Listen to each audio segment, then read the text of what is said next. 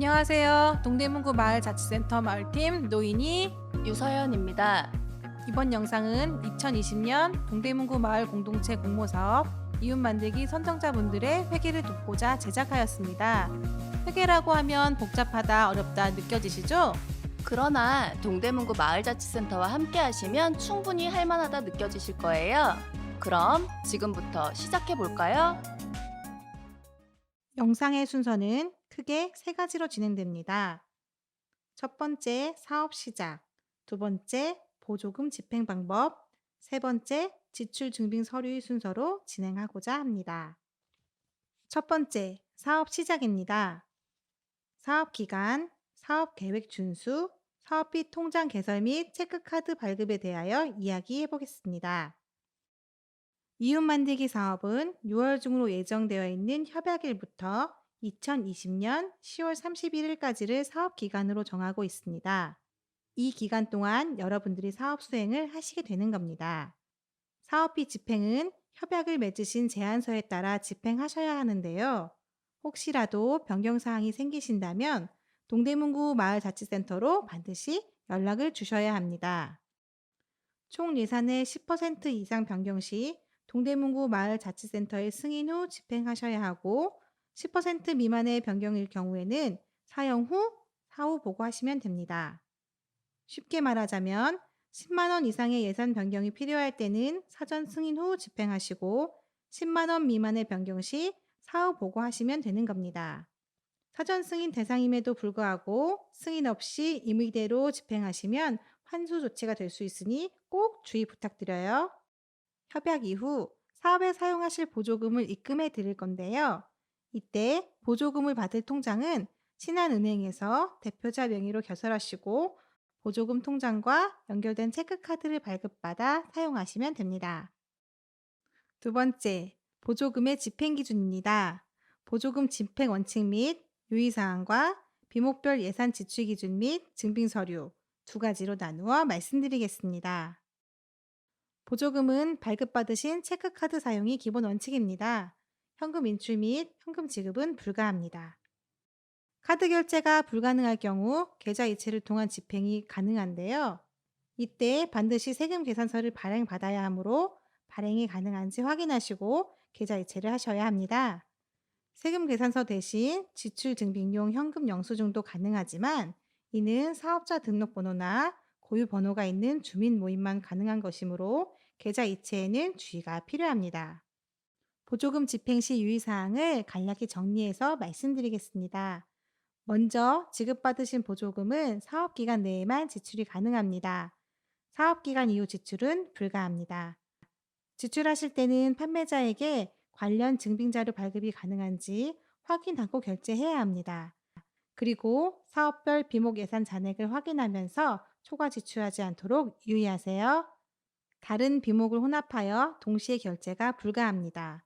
예를 들어 과자, 음료수 등이 다가와 종이컵, 접시 등의 소모성 물품 구입비를 혼합하여 사용하시면 안 돼요. 다가비로 구입 가능한 품목과 소모성 물품은 따로 결제하셔야 합니다.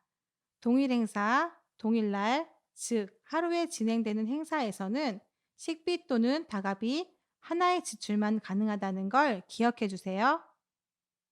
강사비, 회의비, 원고비 등의 활동비성 경비는 대표 제안자 3인과 실무 책임자, 단체 임직원은 지급받으실 수 없습니다. 현수막, 포스터 등의 홍보물 제작 시 동대문구와 동대문구 마을자치센터의 로고를 첨부하여 제작해 주세요. 마지막으로 정말 중요한 네 가지. 첫째, 포인트 마일리지 적립 불가. 멤버십 할인도 삼가해 주세요. 둘째, 보조금에 대해 발생되는 이자와 캐시백은 사용하시면 안 됩니다. 셋째, 물품 구매 시 주류는 절대 불가합니다. 넷째, 현금 지급은 불가. 업체나 강사비 지급 대상자에게 현금 지급은 안 된다는 점 꼭 기억해 주세요. 유의사항이 많다고 느끼실 수 있겠지만 우리의 세금으로 운영되는 만큼 잘 지켜주시기를 부탁드립니다. 비목별 예산 지출 기준과 증빙 서류를 알아볼까요? 나열되어 있는 비목은 여러분들이 작성하신 사업계획서에 반영되어 있는 비목들입니다. 비목별 예산 사용 시 기본 원칙 아시죠? 카드 결제. 카드 결제가 가장 기본적인 원칙임을 다시 한번 강조드립니다. 먼저 모임 홍보를 위한 홍보 인쇄비, 지출한 체크카드 영수증, 계좌이체 시에는 계좌이체 확인증과 세금계산서, 홍보물 시한 견적서를 첨부해 주시면 됩니다. 단, 홍보물에 대한 지출이 30만 원 이상일 경우에는 비교 견적서를 첨부해 주셔야 하는데요. 비교 견적서는 홍보물을 의뢰한 업체가 아닌 타 업체에서 받으신 견적서를 말합니다. 소모성 물품 구입비는 가장 많이 사용하는 비목 중 하나인데요.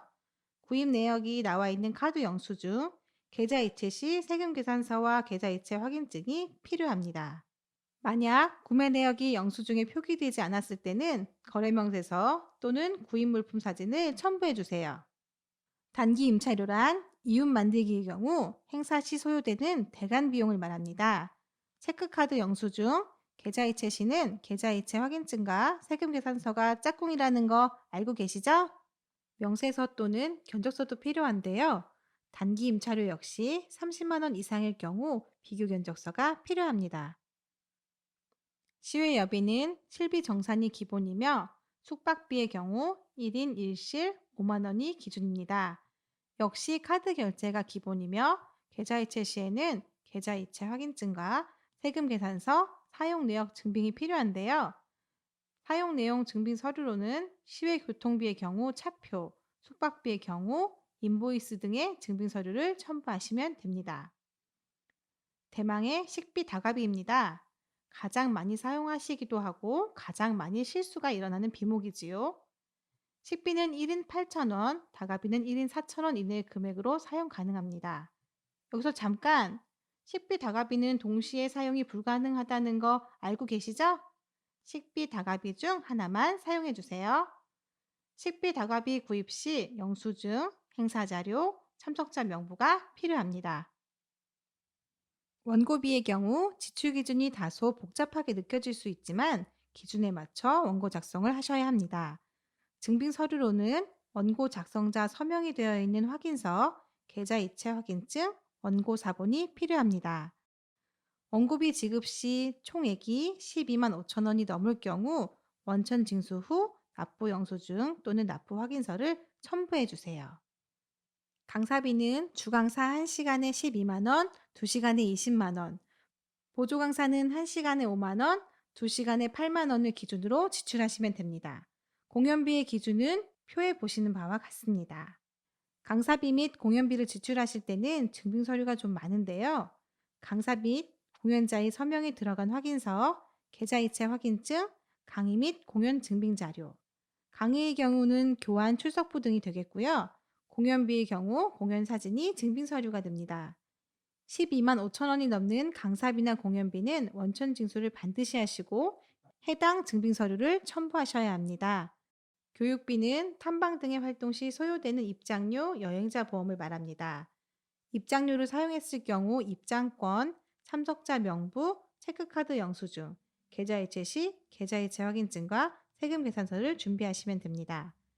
여행자 보험을 가입하고 납부하셨을 경우 보험증권 사본, 계좌이체 확인증을 첨부하세요. 마지막으로 간담회비입니다.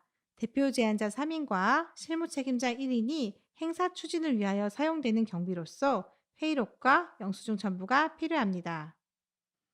이제 지출증빙 서류가 어떤 종류들이 있는지 어떻게 준비해야 하는지 알아보려고 합니다. 유서연 선생님, 이어서 지출증빙 서류에 대해서 알려주실래요?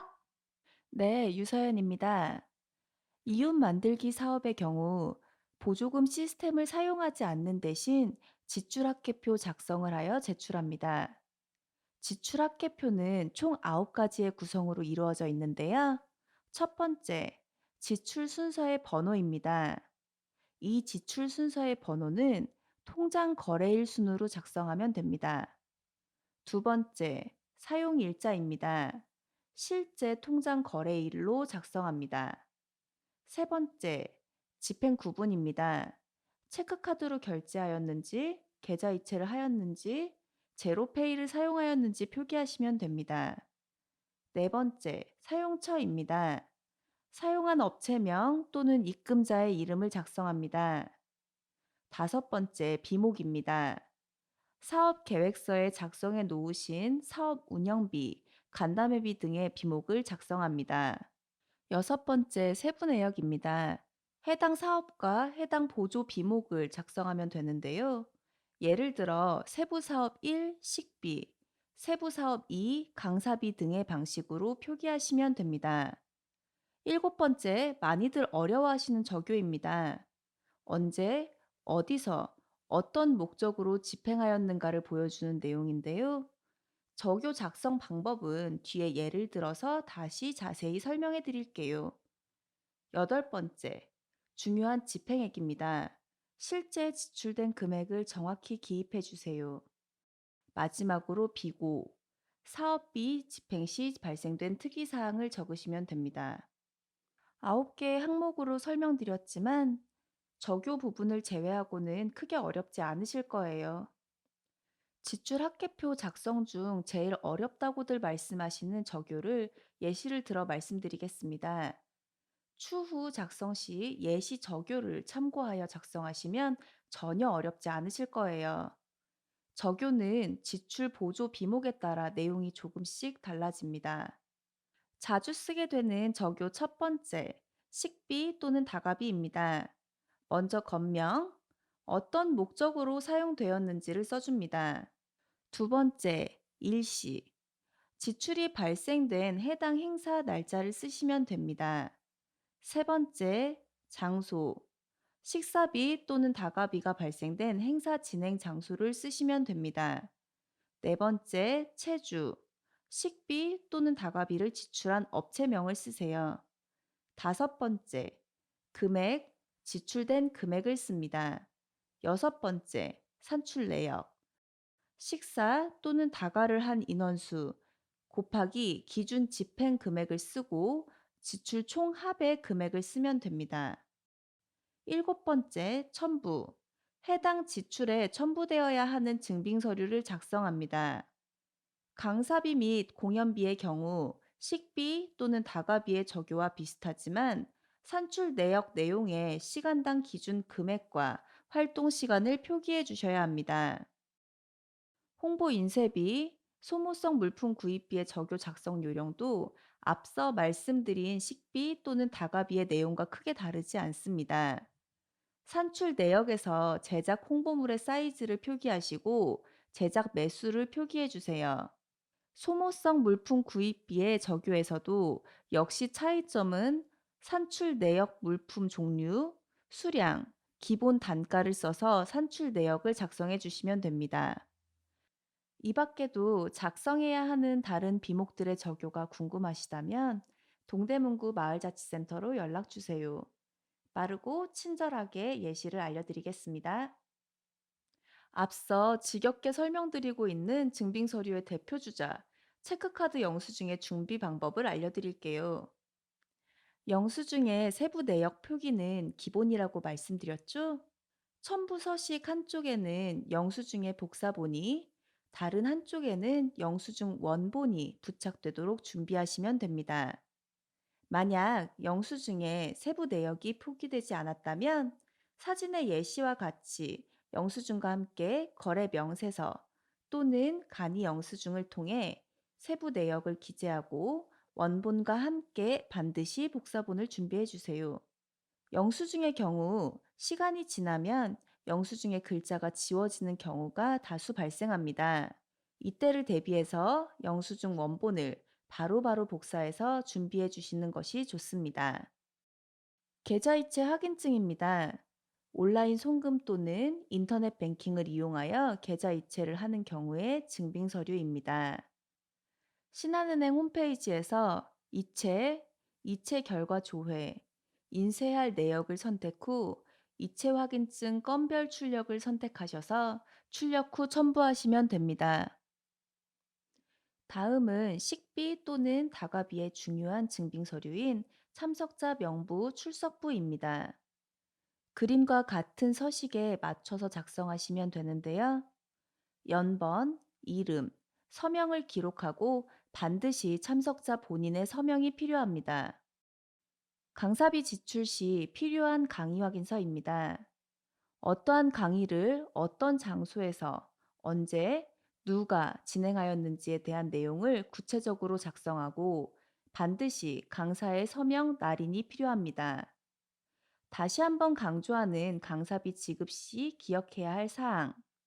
강의비의 월간 지급 총액이 12만 5천 원 이상일 때 원천 징수 신고 잊지 않으셨죠? 간담회비 사용 시 필요한 증빙 자료인 회의록입니다.